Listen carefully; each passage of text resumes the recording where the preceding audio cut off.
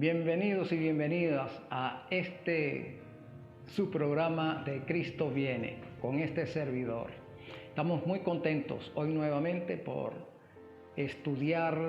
porque vamos a estudiar hoy un tema sumamente importante para ti y para mí. ¿De dónde es el tema? De aquí, de las Sagradas Escrituras, de ningún otro libro. ¿Sabes? En el tiempo de Jesús, uno de los problemas que había en el tiempo de Jesús es que los líderes religiosos, los sacerdotes, los escribas, los fariseos, los saduceos, los esenios, hablaban en las sinagogas, más que de las escrituras, eran de los libros que habían escrito fulano, fulanito, que si el escriba tal, que si el sacerdote tal, de hace 100 años, 200, 300 años. Entonces todo se iba en hablar de lo que habían escrito otros, pero no de lo que estaba escrito en las Sagradas Escrituras. Por eso es que la gente decía en tiempo de Jesús, cuando lo escuchaban hablar, decían: ¿y de dónde ha aprendido él todas estas cosas? ¿Quién le enseñó eso? Nosotros nunca habíamos oído hablar de eso. Bueno, hoy también está sucediendo lo mismo. Se toman uno o dos textos de las Escrituras, se saca de contexto y eso se predica de acuerdo a lo que cada predicador se le ocurra. Cuando digo predicador, no solamente me estoy refiriendo a los de la tendencia protestante, sino también a los católicos, a los sacerdotes católicos. Y si no, bueno, entonces hablan que si San Francisco dijo, que si San Benito dijo, que si el otro dijo, que si el Papa dijo, pero las Sagradas Escrituras, nada. Por eso es que vamos a estudiar lo que está escrito en las Sagradas Escrituras. Y para ello te invito a orar primero para pedir al Espíritu Santo que nos capacite para ser iluminados en el discernimiento de las Escrituras. Oremos. Querido y amantísimo Consolador, gloria a tu nombre, Señor. Tú has inspirado las Sagradas Escrituras, la has guardado a través de los siglos y la mantienes en nuestro tiempo hasta que sean recogidas por el enemigo para instaurar nuevos libros que antagonizan o antagonizarían con las Escrituras. Por eso hoy te rogamos que nos ilumines a través de ellas, para que podamos crecer espiritualmente y poder descubrir los miles engaños de Satanás y sus agentes que impiden que el hombre o la humanidad conozca la verdad como es en Cristo Jesús. Bueno, Señor, querido Consolador, gracias por escucharnos. Glorifícate en esta hora a través del estudio en nuestras vidas, porque en el nombre de nuestro glorioso Salvador, Cristo Jesús, nuestro garante, te agradecemos estas bendiciones. Amén. Gracias, Señor. Bien, queridos amigos, espero que en esta semana hayas tenido salud en tu familia y haya armonía en tu hogar. Realmente, para que la armonía exista, tiene que haber una relación con nuestro Señor Cristo Jesús. Bien, habíamos estudiado recientemente acerca del evento de la segunda venida de Cristo, y en ese evento el Señor iba a resucitar a sus hijos, los que estaban muertos, y los que estaban vivos iban a ser trasladados. Los muertos resucitados y los que estaban vivos iban a ser trasladados a encontrarse con Jesús en las nubes de los cielos. Esa palabra trasladar también se puede traducir como arrebatar, sí, Entonces, algunas religiones han confundido esa palabra de arrebatamiento con lo del rapto secreto. No va a haber un rapto secreto, va a haber una traslación, un traslado, un arrebatamiento, pero público. Todas las naciones lo verán, quieran o no, lo estén esperando o no, todas las naciones, todo ojo le va a ver. Entonces no es secreto, no es oculto. Fíjate que allí en el libro de San Mateo, en el capítulo 24, dice el Señor Jesús nos alertó hace 2000 años cuando dijo, si te dicen que he aquí en la cámara, no le creas, que si está en el desierto, no le creas, que si está oculto en tal lugar, no le creas, porque como el relámpago que sale del oriente y llega a occidente, que todo el mundo lo ve, así será la venida del Hijo del Hombre. ¿Qué te parece, mi hermano?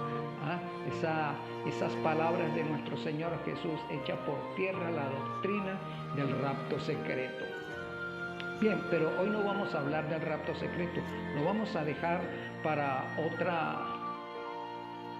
otro momento. Y vamos a abrir nuestras Biblias allí en el libro de Primera de Corintios, el capítulo 15, una carta escrita por el apóstol San Pablo a la iglesia de Corinto, y vamos a ver lo que nos dice él allí. Primera de Corintios, capítulo 15, versículos 51 y 52. Versículos 51 y 52. Veamos cómo dice. He aquí os digo un misterio. San Pablo nos va a hablar de un misterio. Todos ciertamente no dormiremos. Significa esa palabra no dormiremos, que no moriremos, ¿verdad? Allí donde está el misterio. Os digo una palabra, no todos moriremos, mas todos seremos transformados. Todos. ¿Quiénes serán esos todos? Vamos a ver lo que nos sigue diciendo San Pablo. En un momento, en un abrir de ojo y la final trompeta, porque será tocada la trompeta y los muertos serán levantados sin corrupción y nosotros seremos transformados. ¿Ves? Entonces, el misterio está en que los hermanos de Corinto también habían sido contaminados por los gnósticos acerca de la segunda venida de Cristo. En el estudio anterior hablábamos que en la iglesia de Tesalónica estaba sucediendo esto y San Pablo escribió su carta a los tesalonicenses. Asimismo también está escribiendo a Corinto acerca del mismo problema. El misterio, mis queridos hermanos, es que los que murieron también van a ser salvos y los que estemos vivos también vamos a ser salvos. Ninguno va a preceder al otro. Es decir, nosotros no precederemos a los que ya murieron, sino que ellos van a ser resucitados y una vez resucitados van a salir transformados de las tumbas. Y nosotros, si estamos vivos para ese momento en que aparezca Cristo en las nubes de los cielos, también vamos a ser transformados en ese arrebatamiento y nos encontraremos con Jesús en las nubes de los cielos, transformados. Porque es menester que esto corruptible se convierta en incorruptible para estar en la presencia de nuestro Salvador. Entonces ese es el otro regalo que tenemos.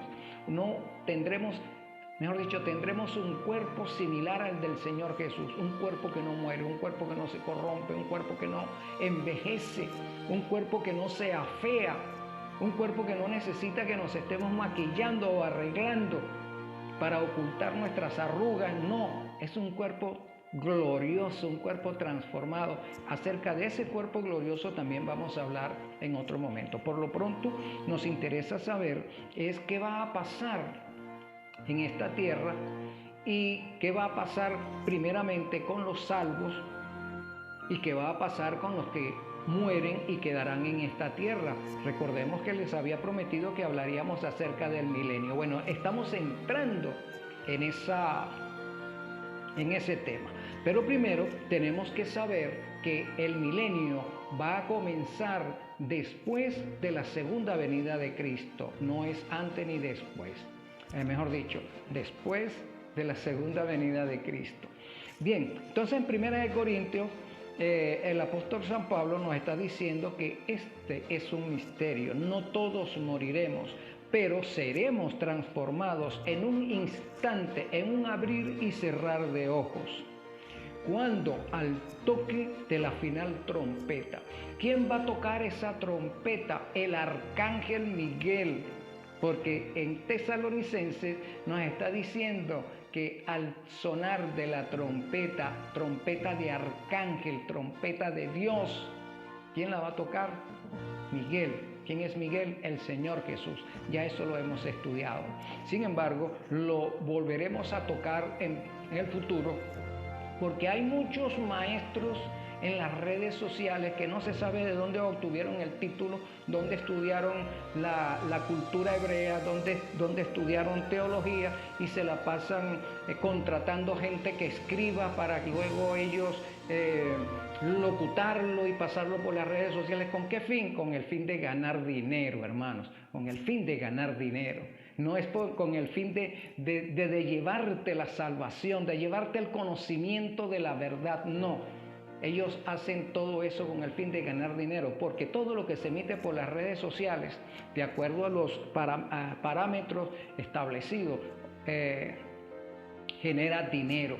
Y ellos están vendiendo la salvación o vendiendo la muerte, porque muchas de las cosas o la mayoría de las cosas que se están transmitiendo por las redes sociales es falsedad, lejos de la salvación. Muy bien, entonces este misterio de la salvación comienza con la resurrección de los muertos, de las personas que han muerto en la fe de nuestro Señor Jesucristo, y resucitan y serán transformados al salir de sus tumbas en un abrir y cerrar de ojos. Y los que están vivos para el momento de la segunda venida de Jesús también seremos transformados.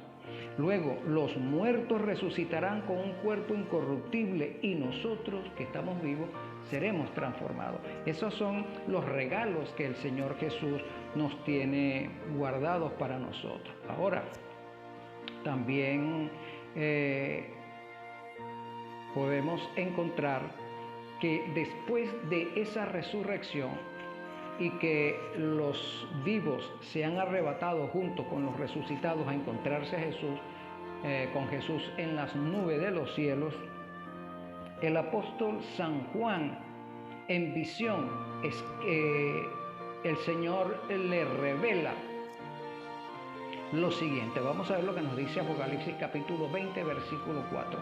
¿Qué va a suceder con esos salvos después de encontrarse con Jesús en las nubes de los cielos? ¿Qué va a pasar a partir de allí? Bueno, eso es lo que vamos a ver. Vamos a buscar Apocalipsis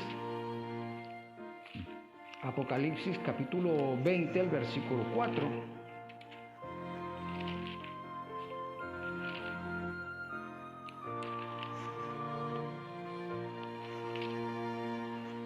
Nos dice así: y vi tronos, y se sentaron sobre ellos, y les fue dado juicio. Y vi a aquellas personas, los que fueron degollados por el testimonio de Jesús y por la palabra de Dios, que no habían adorado a la bestia ni a su imagen, y no recibieron la señal en sus frentes ni en sus manos, vivieron y reinaron con Cristo 1000 años. Allí tenemos ahora la primera respuesta. ¿Qué va a pasar después de la segunda venida de Cristo? Bueno, San Juan en visión, el Señor le revela, él ve tronos en el cielo, y en esos tronos se sentaron los que habían librado la gran batalla en esta tierra. La batalla que comenzó desde la caída del Edén, en el Edén. hasta la segunda venida de Cristo, o hasta el momento en que Jesús dice consumado es y se cierra la puerta de la gracia. La puerta de la gracia termina antes que Jesús aparezca en las nubes de los cielos. Cuando Él dice consumado es en el santuario celestial, se cierra la puerta de la gracia. Ya no hay más gracia. ¿Qué es la gracia? La oportunidad de hacer pacto con Cristo para entrar a la salvación. Se termina. Esto también significa que no va a haber otro tiempo, un segundo tiempo de gracia como algunos están predicando por allí. No va a haber un segundo tiempo de gracia después de la segunda venida de Cristo. No, el milenio tampoco es una segunda oportunidad. La oportunidad se cerró momentos antes que Jesús aparezca en las nubes de los cielos. De manera que la oportunidad y la puerta de la gracia está abierta es ahorita, antes que tú mueras, antes que yo muera, ¿verdad? Antes que muramos, hay gracia. Una vez que muramos, se terminó la gracia. Por ahí hay unos que están predicando que no importa que tu amado o amada haya muerto, ¿no? Se puede bautizar ese muerto, ese difunto, lo bautizamos, oramos por él, rezamos por él y lo llevamos a la vida eterna. Craso error, qué fantasía tan absurda, pero tan agradable saber que nosotros podemos interceder para que aquella persona a la cual amamos, que no quiso aceptar a Cristo como su Salvador mientras estuvo con vida, bueno, nosotros podemos hacer a través de un bautismo para ellos, los bautizamos en su ausencia y ya lo preparamos para la vida eterna, o sea, lo mandamos para el cielo, porque esa es otra cosa, no es que va para la vida eterna, sino que lo mandamos al cielo. Eso es un error, hermano, no lo creas, la Biblia no dice eso es falso. El tiempo de gracia es ahora, mientras estamos vivos, de hacer pacto con Jesús, viviendo de acuerdo a los lineamientos que Él establece, que son la ley de los 10 mandamientos. Muy bien, entonces San Juan vio tronos donde se sentaron los que recibieron autoridad para juzgar. ¿Quiénes eran esos que se sientan en los tronos y reciben autoridad para juzgar? Bueno, eran aquellos que habían sido perseguidos por causa del testimonio de Jesús. Es decir, eran aquellos cristianos, ¿verdad?, que fueron perseguidos y muertos por los paganos o por las religiones de los paganos o por las religiones cristianas que se habían separado de los lineamientos de Cristo, ¿sí? Porque en el Imperio Romano, cuando el cristianismo se convirtió en la religión oficial del Estado, se acabó la persecución de los cristianos de parte del Imperio Romano pagano. Sí, el Imperio Romano pagano. Recordamos que el Imperio Romano está dividido en dos fases. El Imperio Romano sufre una metamorfosis. Pasa de ser pagano a ser cristiano en el momento en que Constantino el Grande se convierte al cristianismo. Entonces todo el mundo siguió esa conducta como que si fuese una moda. Si el emperador se convirtió al cristianismo, yo también lo voy a hacer para estar bien visto por el emperador. Entonces el cristianismo se convirtió en la religión oficial del Estado, termina la época pagana del Imperio Romano y comienza la etapa cristiana del Imperio Romano. Pero ese comienzo que aparentemente se vislumbraba como un triunfo del cristianismo, lo que trajo como consecuencia fue que la iglesia cristiana, a partir del cuarto siglo, se corrompe totalmente y comienza un declive vertiginoso de apostasía, y eso trae como consecuencia el nacimiento de la Iglesia Católica. Allí nace la Iglesia Católica a partir del cuarto siglo. con la conversión de Constantino el Grande. Bien, ya eso lo vamos a estudiar también, y aquí en Apocalipsis nos habla de cómo fue ese proceso en la profecía de las 7 iglesias, ¿verdad? Comienza la profecía con la iglesia de Éfeso y después viene Esmirna, Tiatira, etcétera, hasta que culmina la última etapa de las 7 iglesias. Bueno, ese fue un proceso de degradación espiritual hasta que la iglesia pierde el norte para el cual Jesucristo la fundó, tal cual pasó con el pueblo de Israel, literal. Entonces surge una iglesia cristiana que no fue la que fundó Jesús, ni por la que trabajaron los apóstoles. Surge la iglesia católica. Católica significa universal. Está en todas partes y es aceptada por todo el mundo. Pero el ser católico no es como decir, porque hay católicos practicantes y católicos que no lo son. Pero como es una iglesia universal, como es una religión que todo el mundo adopta y no es practicante, porque lo único, la religión católica gira en torno a la adoración de imágenes y de fiestas patronímicas y de fiestas litúrgicas religiosas, entonces todo el mundo se aboca allí. Pero eso no trae como consecuencia ninguna transformación del ser, ni del carácter, ni de nada. La Iglesia Católica, la religión católica gira en torno solamente a sus fiestas religiosas, fiestas litúrgicas. Entonces, la iglesia cristiana se corrompe y surge la iglesia católica, y en el siglo XVI, motivado a la corrupción evidente y ya descubierta ante el mundo, surge Martín Lutero como aquel paladín que quiere reformar a la Iglesia Católica, pero la Iglesia Católica no quiere, no acepta las sugerencias de reforma de Martín Lutero, y finalmente lo excomulgan y lo persiguen y quieren llevarlo a la hoguera, etcétera. Y Martín Lutero, entonces, a raíz de allí surge la iglesia protestante. Esa iglesia protestante en su momento fue la iglesia de Cristo, porque defendía los lineamientos divinos, ¿verdad? Se oponía a la corrupción del clero católico. Se oponía a que los creyentes se les vendiera la salvación. Había que comprar la salvación y te la vendían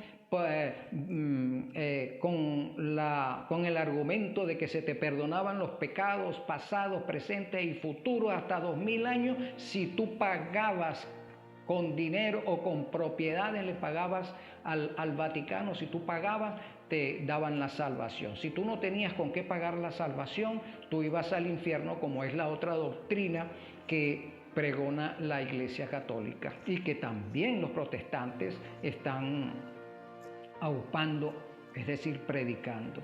Muy bien, entonces Martín Lutero, a raíz de Martín Lutero surge la iglesia protestante, y decía que al comienzo la iglesia protestante era el pueblo de Dios, pero andando el tiempo la iglesia protestante empieza a subdividirse, empiezan a aparecer líderes por todas partes, que también sucedió como sucedió en la iglesia de Éfeso. O sea, al comienzo de la iglesia cristiana empezaron a surgir maestros gnósticos venidos de diferentes partes, venidos de los griegos, venidos de los egipcios, venidos de los mismos judíos helenizados, y empezaron a enseñar cosas extrañas dentro de la iglesia, apartándose de los lineamientos establecidos. Bueno, así mismo pasó cuando Martín Lutero, en ese siglo XVI, salieron ese poco de maestros. Algunos católicos se convirtieron al protestantismo, pero seguían con la misma liturgia, con las mismas prácticas católicas y con sus mismas tendencias del mundo. y también hubo protestantes que se habían convertido al protestantismo no con una intención salvífica, sino con una intención política. Total que se generó una guerra entre católicos y protestantes donde hubo miles de muertos. La iglesia protestante llegó el momento en que también cayó en apostasía y el Señor vio precisado establecer una iglesia para el tiempo del fin. ¿Cuándo comienza el tiempo del fin? El fin comienza a partir que termina la profecía de las 2300 tardes y mañanas especificadas allí en Daniel 8:14. ¿Y cuándo sucedió eso? ¿Cuándo terminó la profecía de las 2300 tardes y mañana? En 1844 terminó esa profecía, el 22 de octubre. Ya dentro de poco se cumplirá un año más de ese momento, del 22 de octubre, cuando el mundo empezó a predicar que Cristo venía. Bueno, en esa fecha terminó la profecía de las 2300 tardes y mañana. A partir de allí, el mundo protestante tenía la oportunidad de predicar la verdad de las Sagradas Escrituras tal cual debía hacerse, pero el protestantismo estaba predicando un evangelio similar al evangelio de la Iglesia Católica. Los protestantes tenían el mismo día de guardar, el mismo día de reposo que tiene la Iglesia Católica. Los protestantes todavía seguían con una inclinación hacia el espiritismo. Los protestantes no habían aprendido a guardar su cuerpo como lo dice el Señor en las Escrituras. Tenían una forma de alimentarse fuera de los lineamientos divinos en función de la salud de cada persona. Entonces era necesario que se predicara en el mundo que Cristo ya venía y que los protestantes debían prepararse para encontrarse con Cristo. Pero el protestantismo no estuvo preparado. Así que dejó para esa fecha de 1844, el protestantismo dejó de ser el pueblo de Dios y el Señor entonces extrajo a sus fieles y creó una iglesia, la iglesia del tiempo del fin. Esa iglesia lleva por nombre Laodicea y está allí en el libro de Apocalipsis, que como les dije anteriormente, vamos a estudiar eso, pero esto que les estoy comentando es un abreboca para ese estudio. ¿Cuál es la iglesia que el Señor tiene entonces? Si las iglesias protestantes cayeron en apostasía, es decir, apostasía significa rebelión, la iglesia protestante cayó en rebelión, también como cayó la iglesia católica. Entonces, ¿cuál es esa iglesia que el Señor forma? ¿Y cuál es su característica? ¿O cuáles son sus características? ¿Y dónde está esa iglesia? ¿Quiénes son las personas que la conforman? Eso lo vamos a estudiar. Pero, por lo pronto, estudiemos que estos justos que van al cielo con Jesús durante 1000 años, fueron aquellos que no adoraron a la bestia ni a su imagen. ¿Quién es la bestia? La bestia es una organización política religiosa que ostenta el papado. El papado es esa organización política religiosa que gobierna al mundo cristiano y lo gobierna a través de una forma directa e indirecta. Directa cuando el creyente se autodenomina seguidor papal, seguidor católico, ¿no? Eso es directo. Indirecto son aquellas personas que se dicen que no son católicas, sino protestantes, pero siguen guardando algunos preceptos católicos. Entonces, estas personas siguen a la bestia de una u otra forma, directa o indirectamente.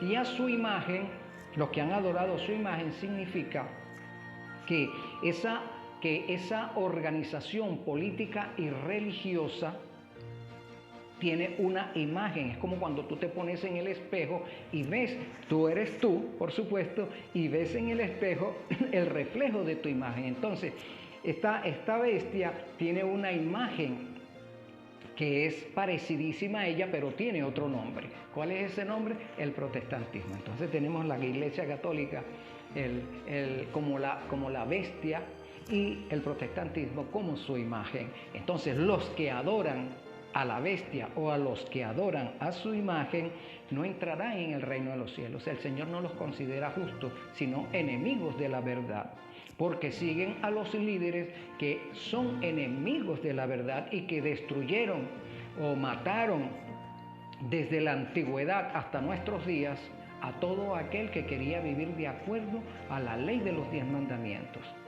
Entonces, San Juan nos dice que estos creyentes, estos justos, van a reinar con Cristo en el cielo 1000 años. En el libro de Primera de Corintios, San Pablo también confirma este hecho. Fíjate, ahí en 1 Corintios capítulo 6, versículo 2 al 3, San Pablo nos dice: ¿acaso no saben que los creyentes juzgarán al mundo? ¿No saben que vosotros juzgaréis al mundo? ¿No sabéis que aún a los ángeles juzgaremos? Entonces, estos justos, estos salvos, se sientan en sus tronos. ¿Cuál es el objetivo de sentarse en ese trono? Ese es un tribunal. Esos tronos es un tribunal. Ellos se sientan allí en esos tronos, en sus asientos de ese tribunal, y comienza el juicio. ¿Cuál juicio? Ya no es el juicio de los vivos, porque ya ese juicio pasó, este es el otro juicio. Sin embargo, ya el juicio está dado, pero se necesita, mejor dicho, que haya un juicio universal, donde todos los planetas, los habitantes de los planetas que no cayeron en pecado, delante de los ángeles, se verifique este juicio para corroborar la sentencia que ya se ha dado. ¿Por qué? Porque el carácter de Jehová Dios tiene que ser expuesto ante el universo como libre de toda culpa. Recordemos que la deidad está en entredicho ante el universo. Satanás ha esgrimido 3 argumentos contra la deidad. Lo ha llamado tirano y dice que en ese argumento que toda aquella criatura que se rebela contra él, contra la deidad, pues es digna de muerte. O sea, la deidad obliga a las criaturas a obedecerlo, y si no lo obedecen, él los mata, ¿verdad? ¿Y a qué herramienta utiliza para ello? Las mismas sagradas escrituras utiliza Satanás para eso, en ese argumento. Otro argumento de Satanás es que el hombre no puede guardar la ley de Dios. Ese es su argumento. El hombre no puede guardar la ley de Dios. ¿Por qué? Porque la ley de Dios cuartea las libertades del ser. La ley de Dios no deja que el ser humano se desarrolle como él en plena libertad. Ese es su segundo argumento. Y entonces se necesita que ante el universo pleno se verifique este juicio, porque los que están en esta tierra muertos, mientras los justos están en el cielo, en el hogar de Dios, en el santuario celestial, están sentados en su trono, en un tribunal, ventilando los casos de aquellos que quedaron en esta tierra. Aquí en la tierra no va a haber nadie viviendo, todos están muertos, a excepción de Satanás y sus ángeles y sus demonios, que estarán prisioneros en este planeta. No podrán viajar a otros planetas. Y cuando me refiero a viajar a otros planetas, no significa un viaje de placer, sino salir del encapsulamiento que está en el planeta Tierra e irse por lo menos a otros planetas del sistema solar. Porque el planeta Tierra estará en un caos total. No habrá gente a quien tentar ni destruir, toda la raza humana estará muerta y solamente estarán vivos Satanás y sus demonios. Entonces Satanás, la tierra se convierte en una especie de cárcel para Satanás. La escritura le dice que está encadenado, y eso lo vamos a ver dentro de un momento. Entonces, los que no adoraron a la bestia y a su imagen están en el cielo juzgando a los muertos que están aquí, que quedarán aquí. Y también juzgarán a Satanás y a sus demonios. Por eso dice San Pablo en 1 Corintios que ¿acaso no sabéis que vosotros juzgaréis al mundo y que también juzgarán a los ángeles? Interesante, ¿cierto? Bien, sigamos adelante. Entonces, después de esos 1000 años, el apóstol Juan en el capítulo 20 de Apocalipsis nos dice así: vi además un ángel que bajaba del cielo con la llave del abismo y una gran cadena en su mano. Recordemos que San Juan está en visión. Él está viendo a alguien. Sin embargo, en este párrafo él no lo está identificando, sino se refiere a él como un ángel. Recordemos que el término ángel significa mensajero. Es mensajero, alguien que va a cumplir una labor. Este ángel baja del cielo con la llave del abismo. La tierra en ese momento va a ser un abismo, suspendida en el espacio, cubierta de tinieblas. A raíz de la caída de las 7 postreras plagas, la tierra será totalmente un caos. No habrá edificios, carreteras, no habrá ríos. Los mares se convirtieron en sangre y se secaron. Todo es pestilente, ¿verdad? Todo convulsionado. Entonces, en ese lugar, Satanás será encadenado. Esta es una cadena circunstancial, porque Satanás no tiene lugar a dónde ir, dónde guarecerse, no tiene a quien tentar ni perjudicar. Entonces, este ángel representa a Cristo Jesús, que es la persona que va a prender al diablo, el que lo va a destruir, el que lo va a detener. No es otra persona sino Cristo Jesús. Sujetó al dragón, aquella serpiente antigua que es el diablo y Satanás, y lo encadenó por 1000 años. Eso es lo que está diciendo San Juan. Lo arrojó al abismo, lo encerró y tapó la salida para que no engañara más a las naciones hasta que se cumplieron 1000 años. Después de esos 1000 años será soltado por un breve tiempo. Apocalipsis capítulo 20. Esa es la narración que hace el apóstol San Juan referente a ese milenio. Cuando Cristo aparece en las nubes de los cielos, comienza ese milenio, ¿verdad? Los justos son llevados con él al cielo, a ese tribunal. Los que están vivos mueren y queda Satanás solo con sus demonios en esta tierra. Por eso, ¿quién lo está dejando aquí? Cristo mismo. ¿Cómo lo está encadenando? Dejándolo solo y sus demonios. Ese es el milenio aquí en la tierra, y ese es el milenio allá en el cielo, el tribunal que está abierto. La venida, quiero compartir contigo de un libro llamado Gran Conflicto, este párrafo que dice así: a la venida de Cristo los impíos serán borrados de la superficie de la tierra, consumidos por el poder de su boca y destruidos por el resplandor de su gloria.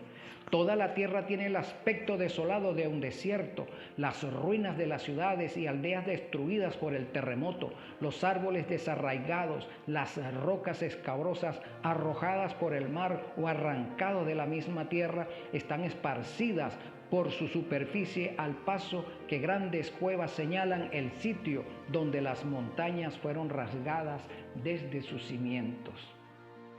Así va a quedar la tierra en el milenio. Asimismo, aquí en la tierra es donde Satanás con sus malos ángeles hará morada durante 1000 años. Limitado a la tierra, no podrá ir a otros mundos para tentar e incomodar a los que nunca han caído. En este sentido, es como está atado, no queda nadie en quien pueda ejercer su poder. Le es imposible seguir en su obra de engaño y ruina que por tantos siglos ha sido su único deleite. Ese es el milenio aquí en la tierra. Y no es como muchos dicen que en ese milenio el mundo va a seguir andando con sus negocios, con sus políticas, con sus religiones, en una segunda etapa de la gracia, en una segunda oportunidad de gracia para aquellos que no se arrepintieron en la primera oportunidad, en esta segunda oportunidad sí puedan arrepentirse. Como puedes observar, la Biblia no dice eso. El mundo estará, cuando hablo del mundo me refiero a la humanidad, a las personas, estará muerto. El mundo estará muerto. El planeta estará desolado, vacío, estará en un caos total y Satanás preso en él. Durante esa estadía, Satanás andará errante de un lado para otro en la tierra desolada, considerando los resultados de su rebelión contra la ley de Dios. ¿Contra qué fue que Satanás se empeñó durante su existencia? A destruir la ley de Dios. ¿Sabes? Porque la ley de Dios es el carácter de Dios, es el carácter de Jehová. Uno dice, no, es que la ley es para los judíos, pero es que la ley existe mucho antes de los judíos. La ley existe mucho antes de Abraham. La ley existe mucho antes de Noé.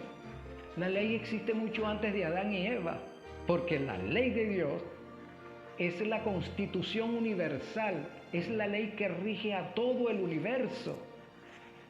Entonces, el cristianismo moderno dice que la ley de Dios, eso quedó abolido en la cruz.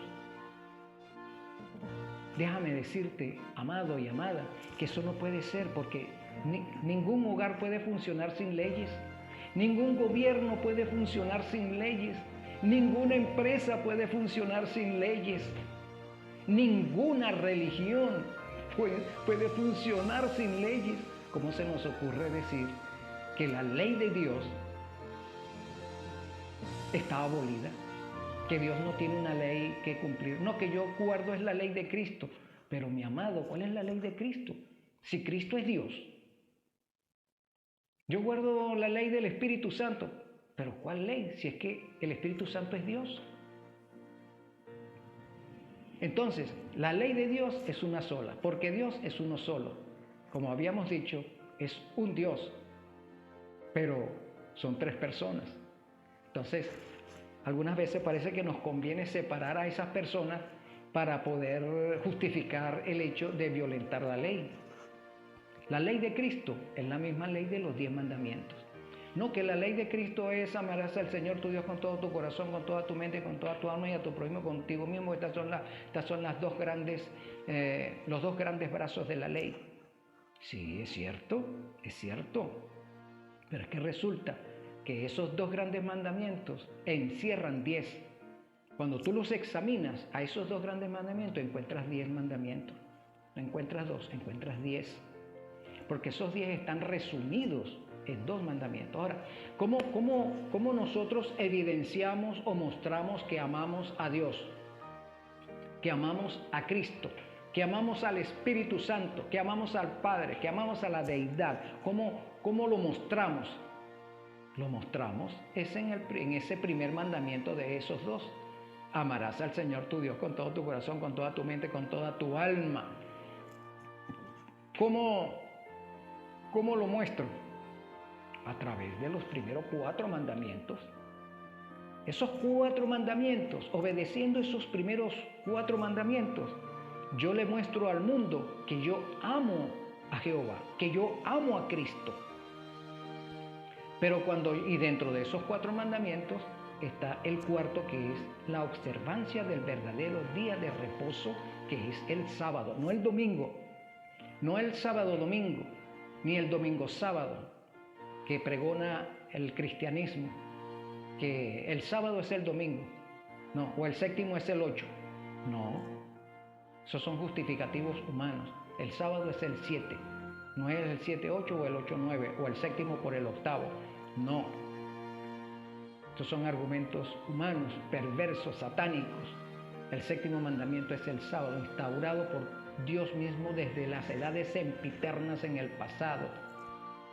Y lo instauró aquí, en este planeta, una vez que fuimos creados, para que el hombre mantuviera esa relación estrecha con la deidad, ¿verdad? Se identificara con la deidad, pero Satanás inventó otro día para que la humanidad se identificase con él. Muy bien, entonces, esta ley de los 10 mandamientos es la ley universal.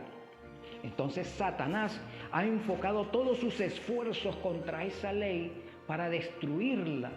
Por eso es que quiere destruir la Biblia también. Hay que sacarla de la vida de la humanidad, porque la Biblia es la única que habla de la ley de los 10 mandamientos. La ley de los 10 mandamientos tú no lo tienes en el Corán, ni en el libro de Buda, ni en el libro de los tibetanos. No. La ley de los 10 mandamientos aparece única y exclusivamente, como está escrita, en las escrituras hebreas. En las escrituras hebreas. En la Biblia aparece. Entonces Satanás quiere destruir la Biblia como sea, con miles de argumentos, porque ya está vieja, porque ya está obsoleta, porque ya lo que está escrito ahí ya no sirve para las culturas modernas. Déjame decirte que las Sagradas Escrituras son buenas para enseñar, para redarguir, para corregir, para instituir, para edificar, para construir. Por eso es que el mundo está en un estado total de inmoralidad, porque se ha divorciado de las Escrituras, se ha divorciado de la ley de Dios. En la ley de Dios el Señor dice: no cometerás adulterio. No, pero yo tengo una sola esposa. No, pero es que ese mandamiento no solamente se ciñe al hecho de mantener tu fidelidad con tu cónyuge, porque el Señor dice en San Mateo: mira, el que vea a una mujer y en su corazón la codicia, ya cometió adulterio. No te has acostado con ella, pero ya cometiste adulterio. ¿Viste? Ese mandamiento tiene mucha extensión, igual que los otros 9 tienen mucha extensión. ¿Y qué tal? No, pero ese es el hombre, la mujer no. Sí, cuando la mujer se viste o la mujer asume una actitud para llamar la atención del hombre, es decir, para que el hombre la codicie, también ha cometido adulterio. Así que el sábado también es lo mismo, tiene una extensión. Y Satanás ha querido destruir la ley de Dios, pero los que van a morar con Cristo en las mansiones que van a ser hechas en la nueva tierra, ya han vivido, han gozado, han experimentado la ley de los 10 mandamientos en sus vidas, y para ellos no representa una carga, sino es un gozo, porque es una forma de vida. Además, la ley de los 10 mandamientos es la ley que va a gobernar, que va a imperar, mejor dicho, en la tierra nueva, porque el profeta Isaías dice: y será que de sábado en sábado y de mes en mes vendrá toda carne a adorarme. Él no lo está diciendo para el pasado del pueblo de Israel, lo está diciendo, él se está diciendo en aquel tiempo, o sea, en el tiempo cuando todo vuelva a comenzar, va a ser así.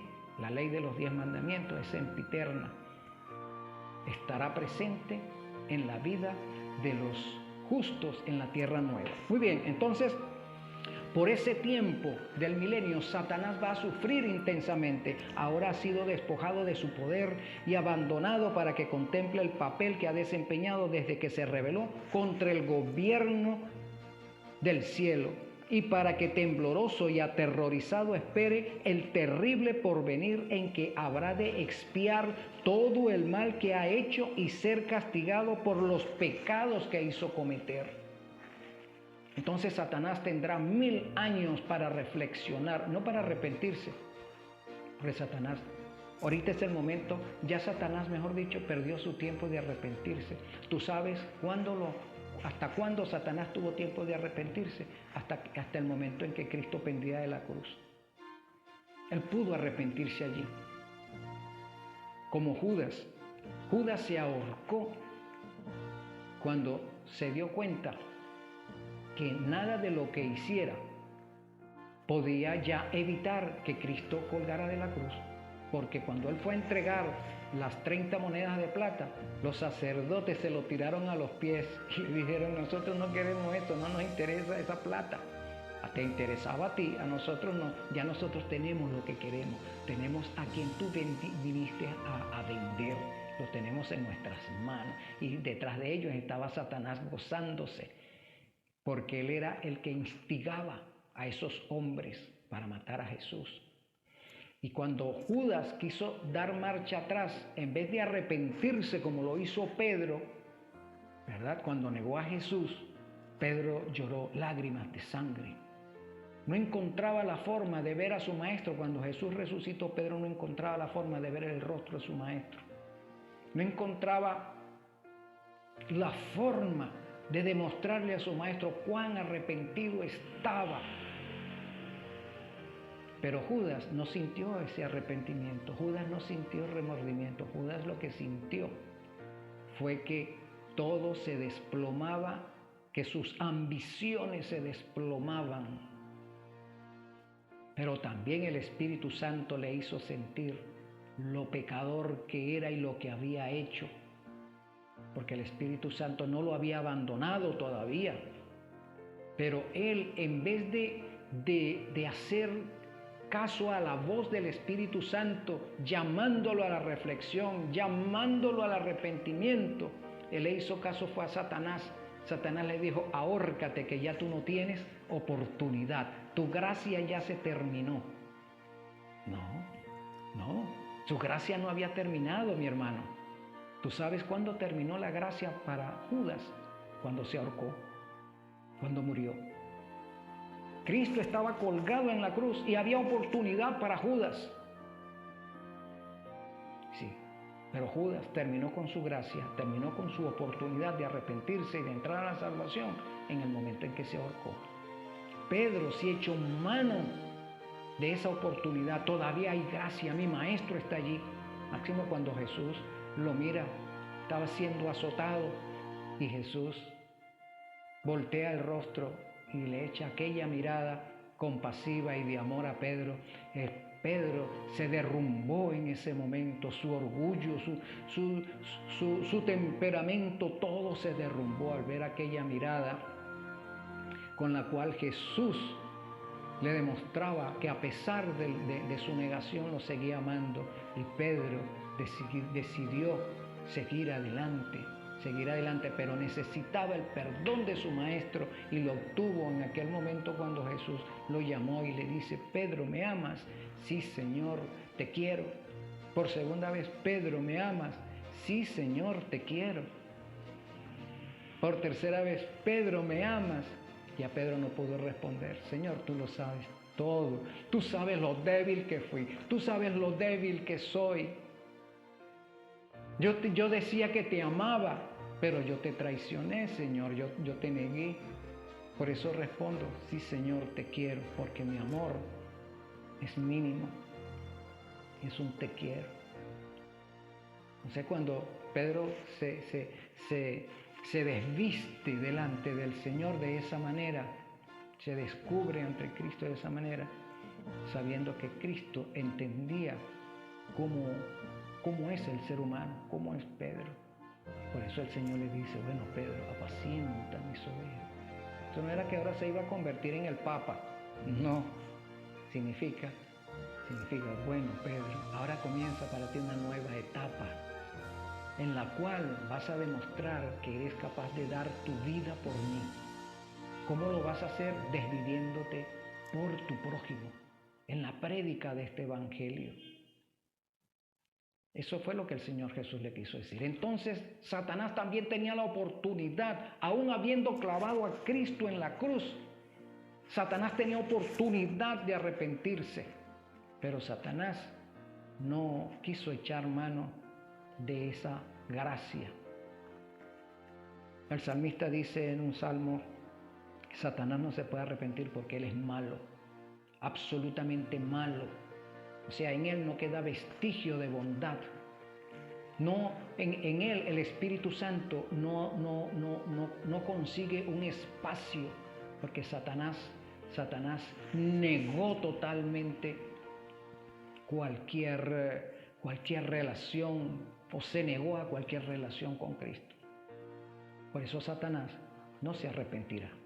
Por eso Satanás y sus ángeles no se arrepentirán. Por eso es que ellos estarán 1000 años en la tierra reflexionando acerca de su conducta, pero aún así no se arrepentirán. Ahora, hermano Enrique, porque usted dice que no podrán arrepentirse entonces durante esos 1000 años, vamos a ver lo que nos dice el apóstol Juan al respecto. Fíjate lo que nos dice en Apocalipsis capítulo 20, el versículo 27. Mira, yo lo tengo aquí en el ordenador, pero vamos a leerlo porque es interesante que todos veamos que estamos leyendo las Escrituras, que no nos están engañando con libros apócrifos que salen por allí.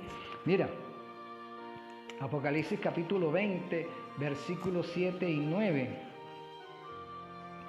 Versículos 7 y 9. Y cuando los 1000 años fueren cumplidos, Satanás será suelto de su prisión y saldrá para engañar a las naciones que están sobre los 4 ángulos de la tierra, a Gog y a Magog, a fin de congregarlos para la batalla, el número de los cuales es como la arena del mar. Y subieron sobre la anchura de la tierra y circundaron el campo de los santos y la ciudad amada, y de Dios descendió fuego del cielo y los devoró. Y el diablo que los engañaba fue lanzado en el lago de fuego y azufre, donde está la bestia y el falso profeta, y serán atormentados de día y de noche para siempre jamás. Entonces, Satanás no se va a arrepentir en esos 1000 años, sino que cuando Cristo regrese por tercera vez a este planeta para enjuiciar o para corroborar la sentencia sobre los rebeldes, porque la sentencia es muerte eterna, no infierno eterno, sino muerte eterna. Esa es la sentencia para los que permanecieron rebeldes, y entre ellos Satanás y sus demonios. Jesús viene por tercera vez y lo acompaña la Nueva Jerusalén, su esposa. Y con la Nueva Jerusalén también vienen los invitados, que somos nosotros, ¿verdad? Nosotros somos los invitados a esa boda que se está efectuando ahorita. Se está efectuando la boda del Cordero con la Nueva Jerusalén, su esposa, su novia.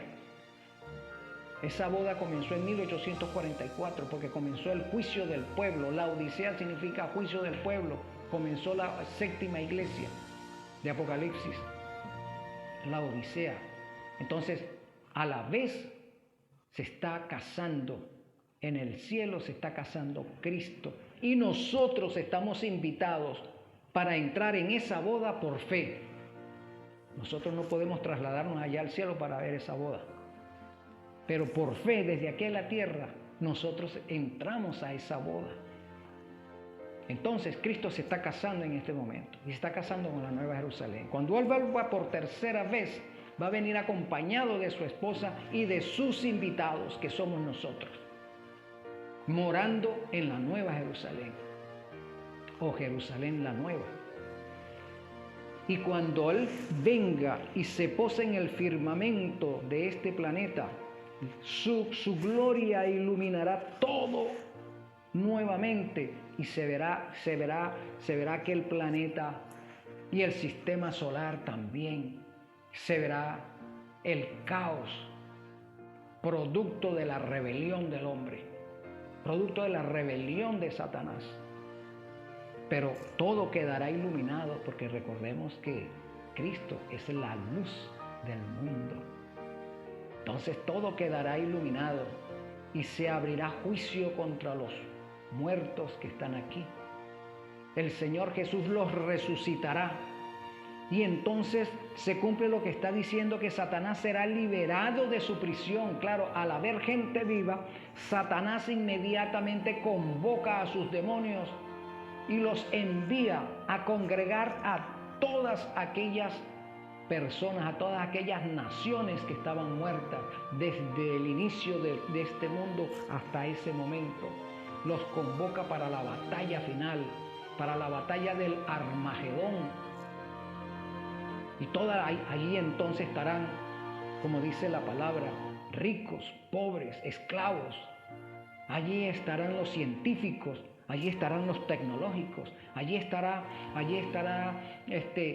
todo el mundo, generales, capitanes, reyes, conquistadores, estarán allí y Satanás los preparará para combatir a la Nueva Jerusalén que está suspendida en el aire.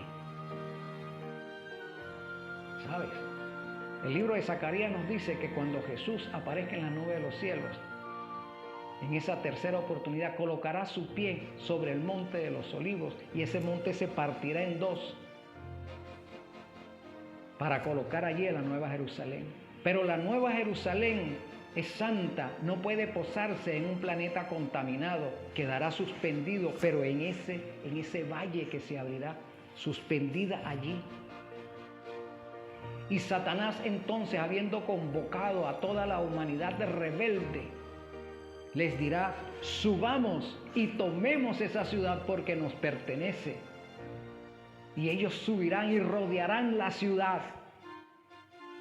Jesús hará subir a sus hijos sobre las murallas de la Nueva Jerusalén para que vean lo que va a acontecer en ese momento. Cuando la ciudad sea rodeada y comiencen los ejércitos a moverse para combatirla. ¿Qué dice el libro? 27:9.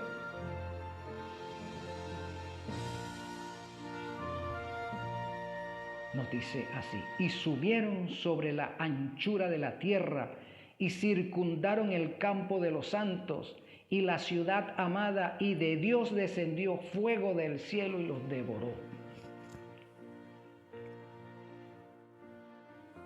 Cuando Satanás quiera apoderarse de la Nueva Jerusalén, destruir a Cristo, porque él dirá que esa es la última oportunidad que tiene de destruir a su enemigo mortal, de destruir a los salvos, el Señor Jesús hará descender fuego y azufre del cielo y los consumirá. Ese va a ser el fin de Satanás y sus demonios. Ese será el fin de todos los rebeldes en este mundo. ¿Quiénes fueron los rebeldes? Los que mataron a Cristo. ¿Quiénes fueron los rebeldes? Herodes, que mató a San Juan el Bautista.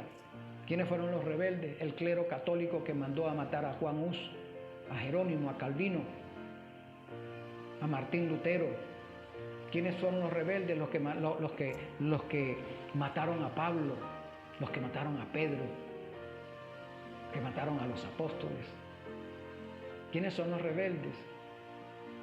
Los rebeldes son aquellos que mataron 40.000 hugonotes en Francia. Esos son los rebeldes. Los hugonotes son los hijos de Dios en ese tiempo. Todo aquel que se opone a la verdadera doctrina, todo aquel que emite por las redes sociales ese poco de mentiras, esos son los rebeldes. Todo el que te dice que la ley no hay que guardarla, ese es un rebelde. Todo aquel que te dice que el Papa es Cristo, es un rebelde. Esos tendrán su parte en el lago de fuego y azufre, que es la muerte segunda. No habrá infierno. Este pasaje lo toma para decir que hay un infierno. No. Porque San Pedro dice que esta tierra, los cielos y la tierra serán consumidos por las llamas, serán destruidos. Entonces podemos imaginarnos en ese momento que el Señor Jesús, después de hacer llover fuego y azufre sobre esta tierra, volverá nuevamente al cielo con la Nueva Jerusalén y sus salvos, y este sistema solar quedará envuelto en llamas. San Pedro nos dice que todo será desmenuzado, no quedará nada de este sistema solar, porque el Señor Jesús nos dice, a través de la pluma inspirada de San Juan, que Él hará nuevas todas las cosas. Nuevo, no renovado, dice nuevo. ¿Por qué? Porque cuando San Pablo dice que tendremos un cuerpo nuevo, no nos está diciendo que es este mismo cuerpo renovado, nos está diciendo no, un cuerpo nuevo. ¿Cuál es el cuerpo nuevo? El mismo cuerpo que tiene Jesús. Los tendremos nosotros, si permanecemos fieles. ¿Cómo permanecemos fieles? A través de la observancia de los 10 mandamientos. Mi hermano y hermana, por este momento hemos terminado. Espero que el estudio te haya gustado, espero tus comentarios y también que le des a la campanita y te suscribas a este canal para que estemos en contacto y yo pueda responder tus preguntas. Si quieres tener mi número personal telefónico, también te lo puedo enviar y así podremos conversar de las cosas que nos interesan. ¿Qué nos interesa? La salvación. Que el Señor te bendiga. Te invito a orar. Querido Consolador, gracias por habernos iluminado hoy a través del estudio de las Escrituras y la contemplación de estas cosas maravillosas que tú has inspirado a San Juan a escribir para que nosotros podamos también gozarnos en el estudio, en la contemplación de estos eventos. Gracias por tan maravilloso actuar tuyo sobre nosotros. Perdona nuestros pecados, Señor Jesús, y glorifica tu nombre en nuestras vidas. Y en tu nombre agradecemos estas bendiciones. Amén. Que el Señor te bendiga, mi hermano y hermana.